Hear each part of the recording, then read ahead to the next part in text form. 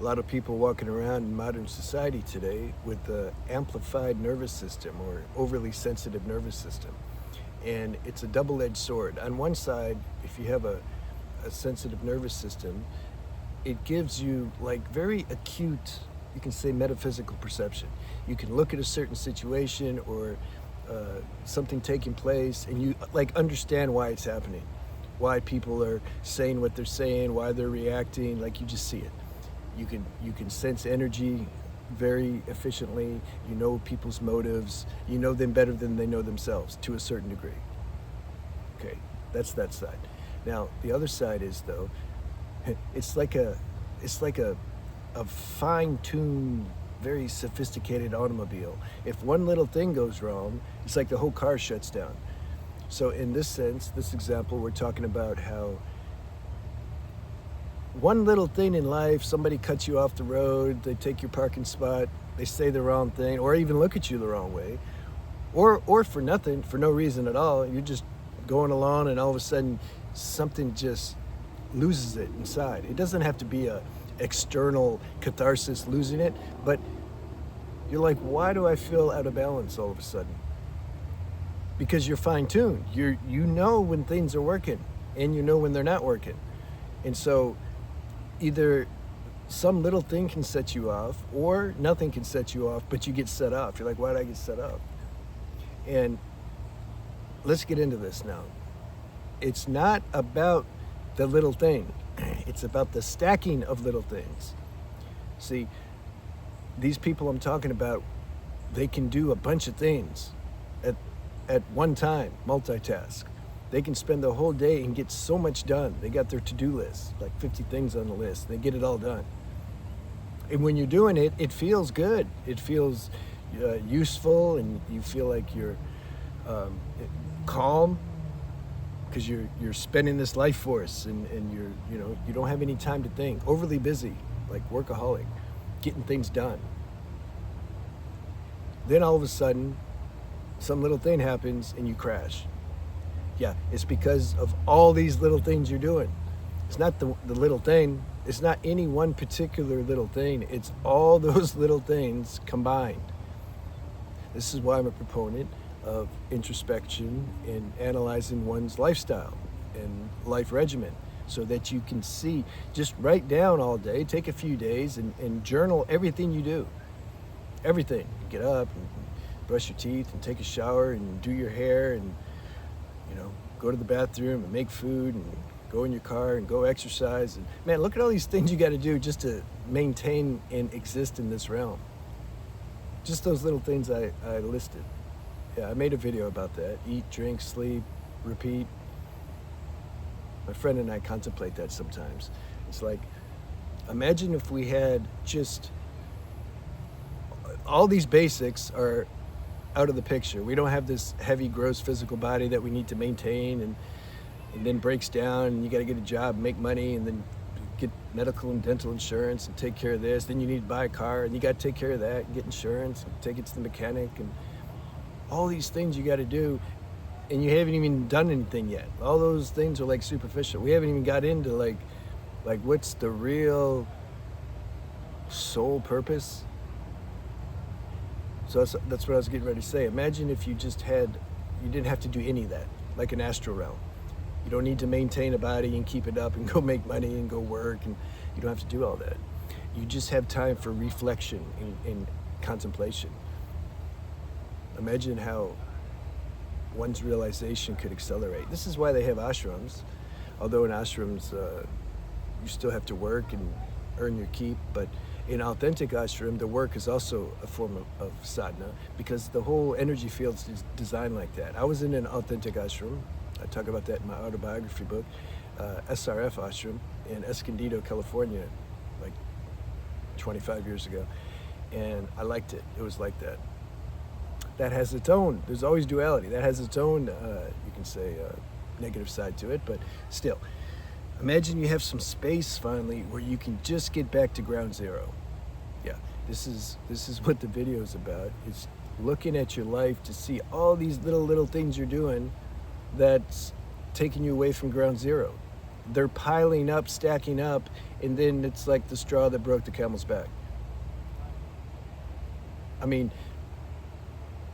just look at how many little things you do. And then anytime you have some free time, this may be bigger even. Anytime you have some free time, then the people get on their phones.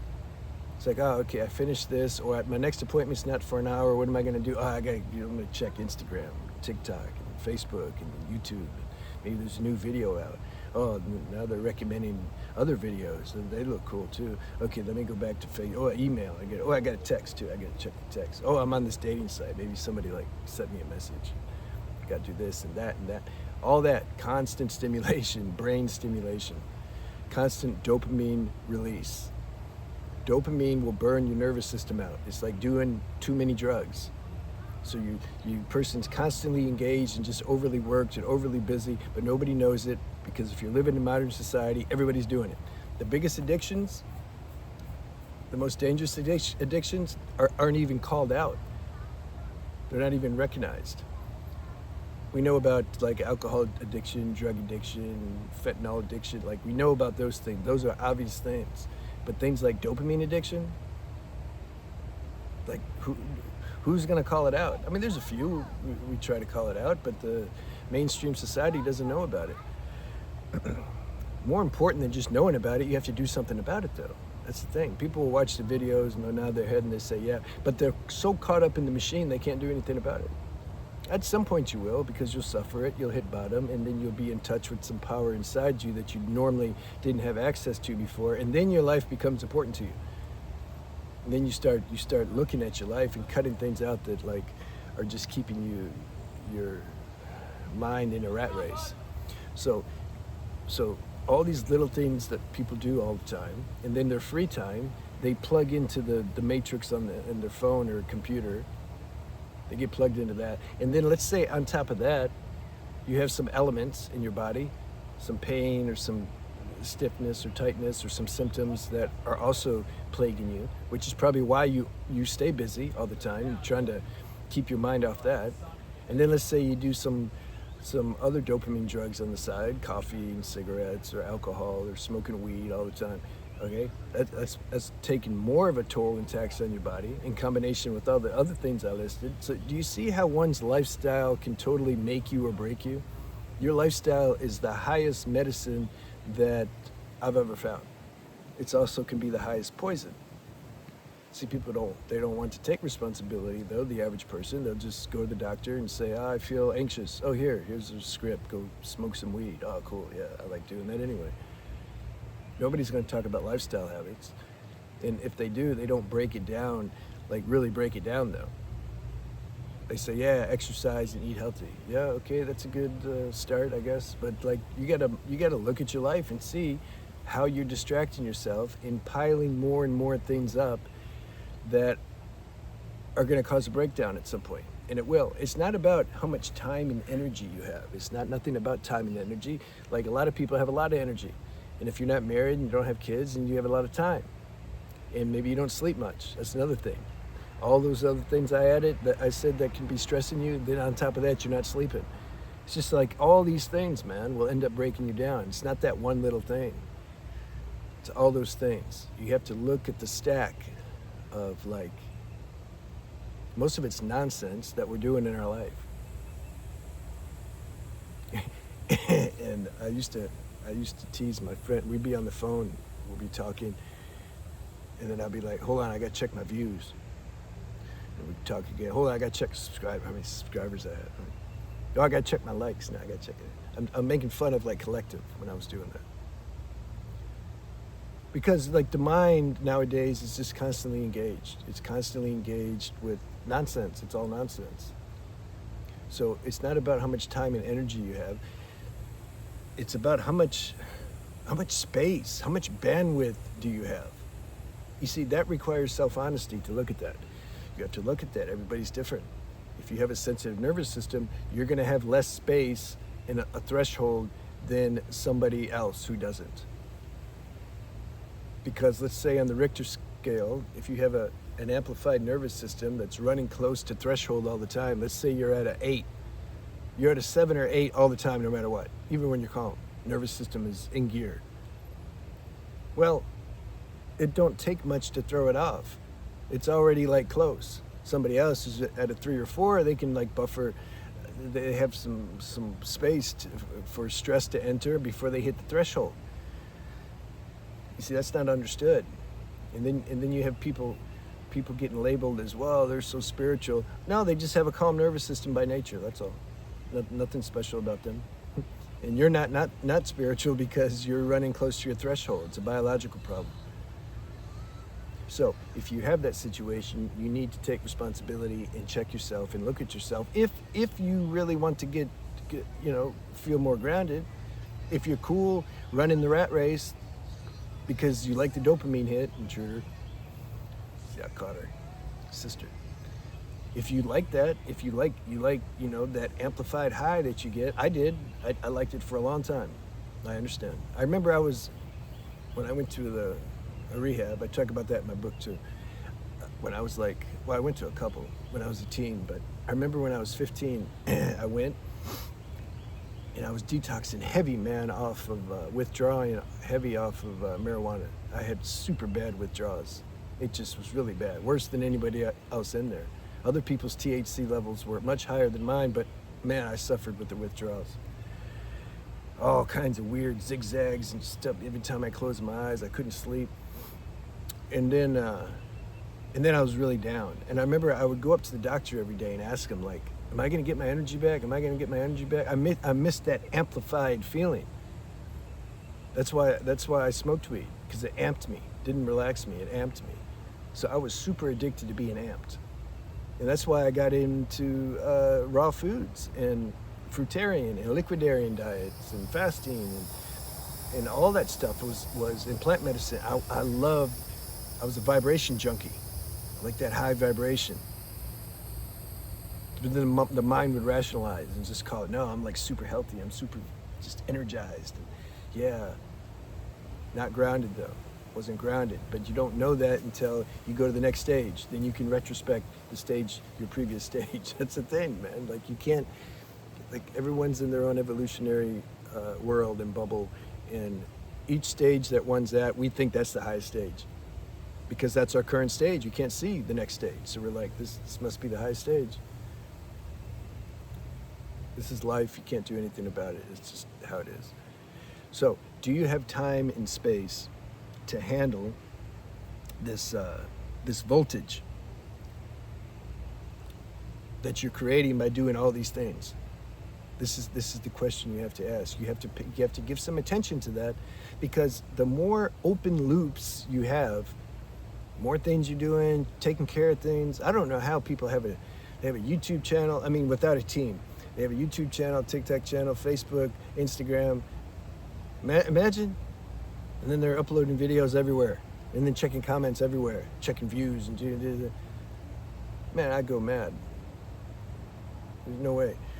You know how many open loops that is? All that's taking your current, all that's taking your life force. And if you already have a sensitive nervous system, you don't have a lot of extra voltage and life force to give. You're like already kind of thin on that. You have to know that. Like, this has to make sense for you first, though, before you look at it. This is why I'm bringing it to light. Because when that download came to me, I was like, yeah, this makes sense. I have plenty of energy. It's not a lack of energy. It's the damn capacity is the problem. I'm like spreading myself out too thin, and my nervous system can't compute that. It can't handle that. Ironically, though, I'm making this is a separate video. What's the title? Something like, you can't relax until you finish. Something like that. I want to just throw that in there right now for balance. There's always duality. There's no like, this is the way. There's another side to things. Some of us have such destiny, and we're called to do certain things and burn certain karma and burn that rajousness, this excessive life force out before we can finally come back to ground zero. That's why I say, like, the title would be something like you can't rest till you're done, or something. Because if you have certain things, man, that you're compelled to do and to finish and accomplish, do it. I did. Even though it was burning my nervous system out, even though I knew it was, I had to do it. I had to like sacrifice a certain level of my body to finish that karma. It was worth it, right? Because we're talking about eternal freedom, meaning I don't need to complete that karma again or finish that. It's like dissolved. So eternal freedom or like just temporary comfort. No, I'll take eternal freedom because I couldn't relax until I finished the job. So there's that factor too, but that deserves its own video. We're talking about having space and how we get all ratted out. So you can feel, this is how we have to get more conscious.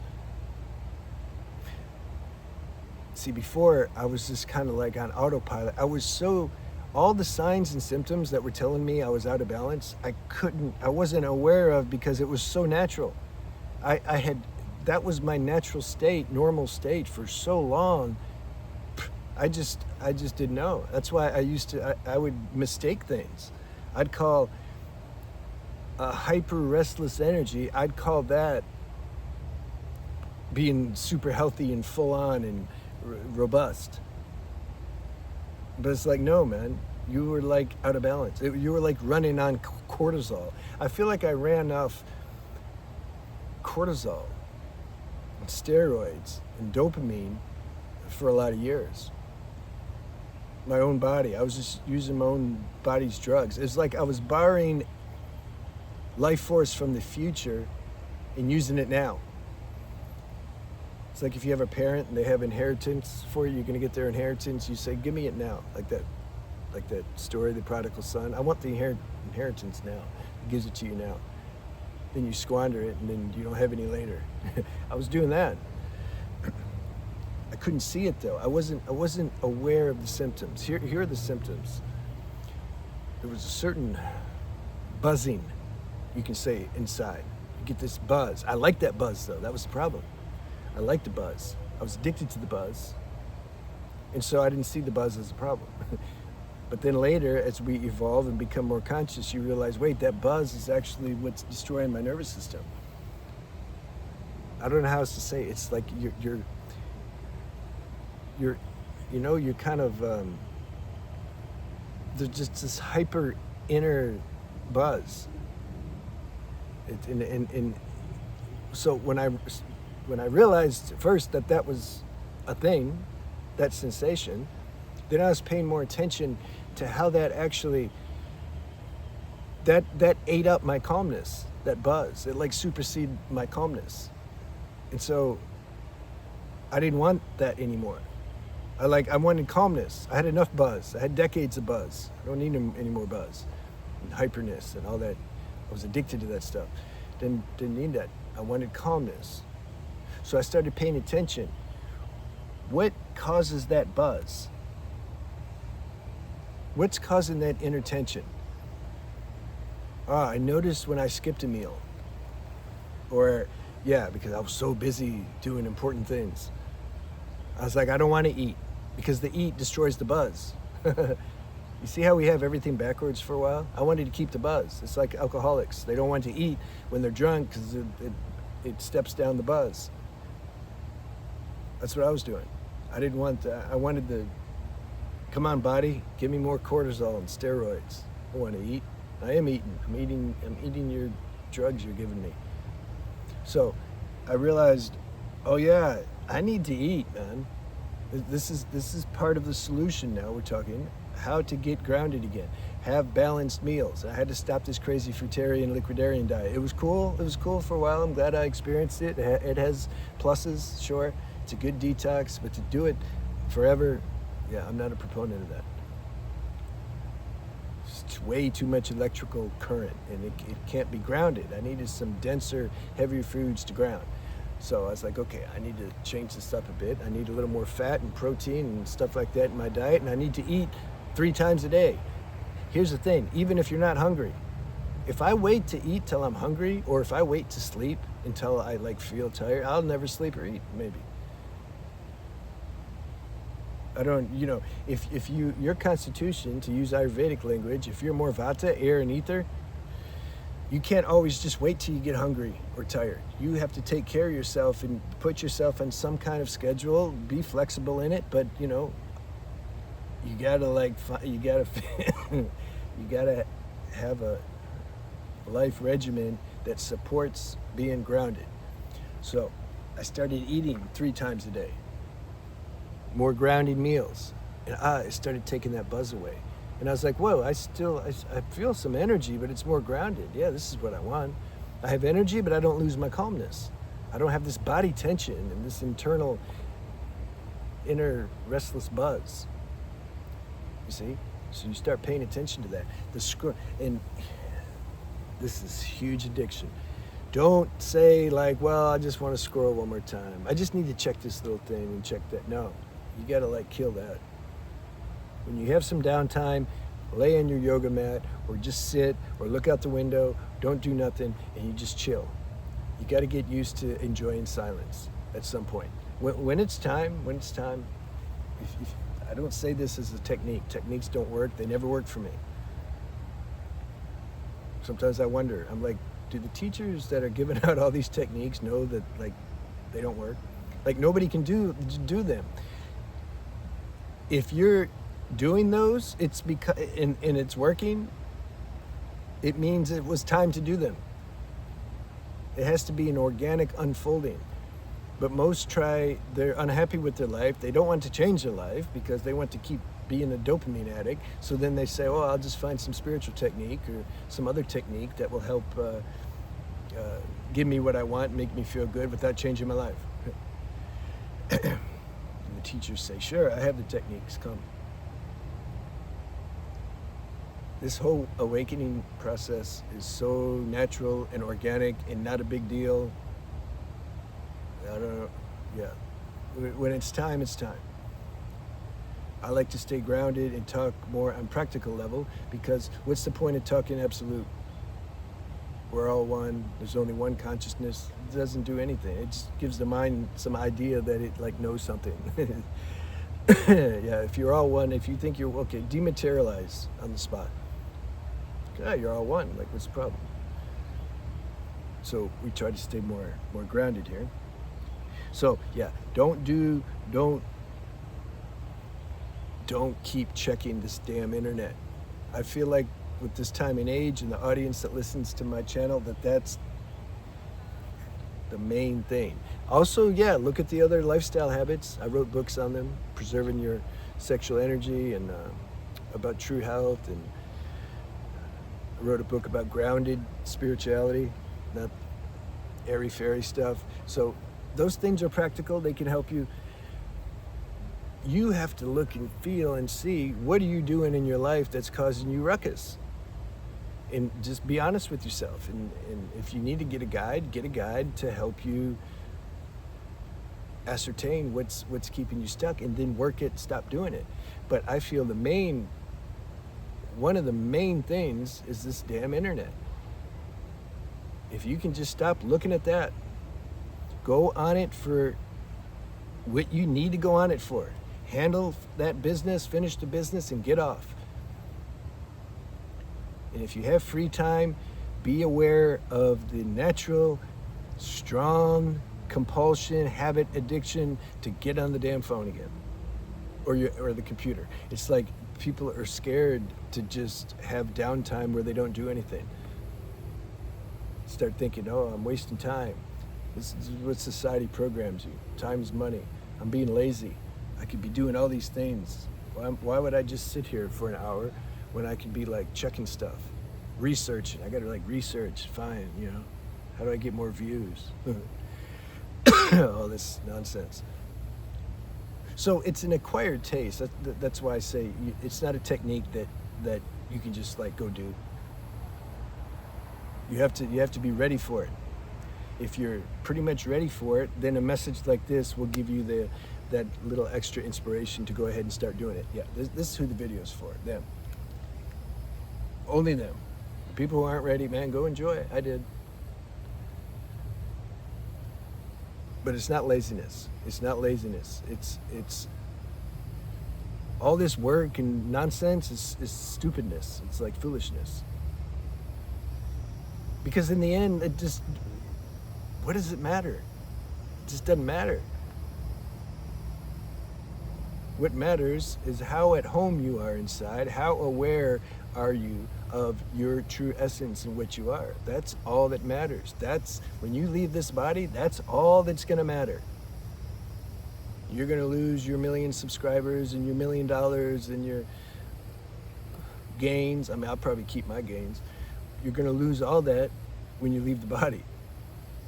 All you keep is your level of consciousness and awareness. Shouldn't you pay some attention to that now then? You want to build, don't you want to like use your time to build on what's eternal instead of just superficial and fleeting and it's gonna be gone before you know it? People are caught up in the illusion, man. More and more layered in illusion. Yeah, so we're trying to straighten some of that out. For those who have the ears to hear, that's all. Only them. Only them. All right, I'm gonna go to the gym now. I found, you know what I do at the gym? I do like a bunch of different exercises. I'll do like 5 reps, super light, 15, 20% of my max. I found that I really like that. And I'll just do all the exercises. And then I leave feeling good. See, before I would be like, it was too much. It was like high intensity, trying to get more gains. I'm like, damn, I got enough gain. Nah, you need more gains. And so I would end up, the nervous system would get out of whack. I'd feel that buzz again, which before I liked it, but then I grew out of that. I'm like, I don't want to feel this damn buzz. I want to feel cool. I want to feel calm. So I had to modify the exercise routine. You end up, if you really take this serious, you end up modifying your whole life. Your exercise routine, the company you keep, your environment, what you do during the day, how you eat, everything. Everything gets modified and it becomes, your life becomes conducive for being grounded. But it seems like it takes time and pain and suffering before that higher software download activates. Yeah, so be it. See you guys.